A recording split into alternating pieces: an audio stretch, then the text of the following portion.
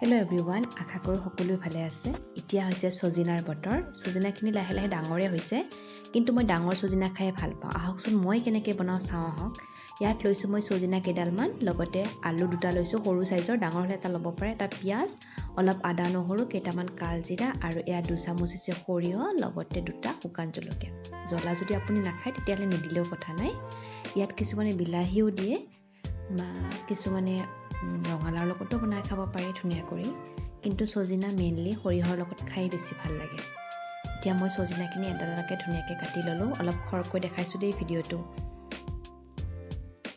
যেতিয়ালৈকে মোৰ ছজিনা কাটা হ'ব তেতিয়ালৈকে মোৰ সৰিয়হখিনিও ধুনীয়াকৈ সিজি যাব। এতিয়া মই ছজিনাখিনি ধুনীয়াকৈ কাটি ল'লোঁ, লগতে আলুখিনিও কাটি ল'লোঁ।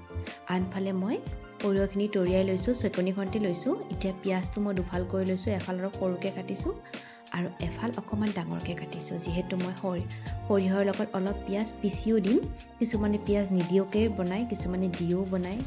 এয়া চবৰে বেলেগ বেলেগ ধৰণ। আজি মোৰ ধৰণে কেনেকৈ বনাইছোঁ চাওঁ আহকচোন। ইয়াত লৈছোঁ মই 2-3 টুকুৰ পিঁয়াজ ডাঙৰ ডাঙৰকৈ লৈছোঁ সৰিয়হৰ লগত। এয়া আদা নহৰু আৰু জলকীয়াকেইটাতো অলৰেডি দিছোঁ। কেঁচা জলকীয়া খালে কেঁচা জলকীয়াও দিব পাৰে।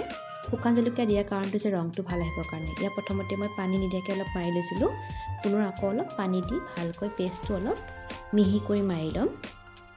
আনফালে মই কেৰাহী এখন গৰম হ'ব দিছোঁ, তাত দি দিলোঁ মই মিঠাতেল। এইখিনি মোৰ ভিডিঅ'টো অলপ কাটা গ'ল, বেয়া নাপাব দেই। লগতে দিছোঁ কেইটামান কালজিৰা ফুটাই আৰু অলপ কেঁচা পিঁয়াজখিনি যিখিনি মই কাটি থৈছিলোঁ সেইখিনি দি ধুনীয়াকৈ এতিয়া ৰঙচুৱা হোৱাকৈ ভাজি ল'ম।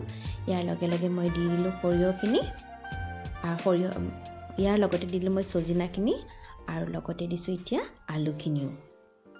এতিয়া মই অলপ দেৰি এইখিনি কম জুইত ভাজি থাকিমে। আপোনালোকে মনত ৰাখিব যে জুইটো সদায় কমাই ৰাখিব, যিহেতু ছজিনা অলপ সিজিব লাগিব। ছজিনা বনাওঁতে একেবাৰে কম সময় নালাগে, ছজিনা বনাওঁতে কিছু সময় লাগে যিহেতু, সেইকাৰণে। এতিয়া এইখিনি অলপ 5-6 মিনিট ভজাৰ পিছত এতিয়া ইয়াত মই নিমখ হালধি বৰ্তমানলৈকে একো দিয়া নাই। এই যে মই সৰিয়হৰ পেষ্টটো বনাইছিলোঁ তাত মই এতিয়া দি দিলোঁ হালধি প্ৰথমে আৰু পিছত অকণমান দিলোঁ নিমখ সোৱাদ অনুযায়ী। এই পেষ্টটোৰ লগতে মই এতিয়া নিমখ হালধিখিনি গোটেই মিলাই ইয়াত ঢালি দিলোঁ, ছজিনাখিনি ঢালি দিলোঁ, ঢালি ধুনীয়াকৈ লৰাই থাকিলোঁ।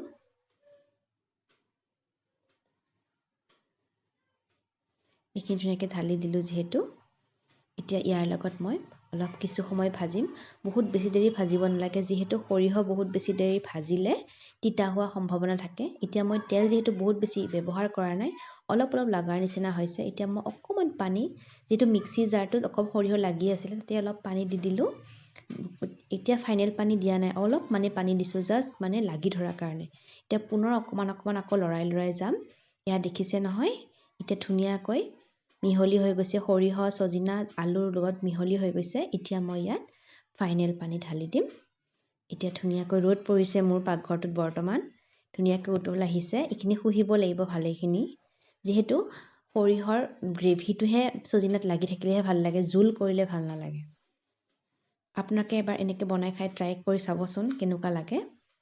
এয়া ধুনীয়াকৈ ছজিনাবোৰ সিজি গৈছে, আলুটো সিজিছেই বাৰু। এয়া আমাৰ ছজিনাৰ সৈতে সৰিয়হ তৰকাৰীখন ৰেডি হৈ গ'ল। আজিলৈ আহিছোঁ, পুনৰ আন এটি ভিডিঅ'ৰ সৈতে অতি সোনকালে লগ পাম। যদি মোৰ ভিডিঅ'বোৰ আপোনালোকৰ ভাল লাগে প্লিজ মোৰ চেনেলটো ছাবস্ক্ৰাইব কৰি দিব।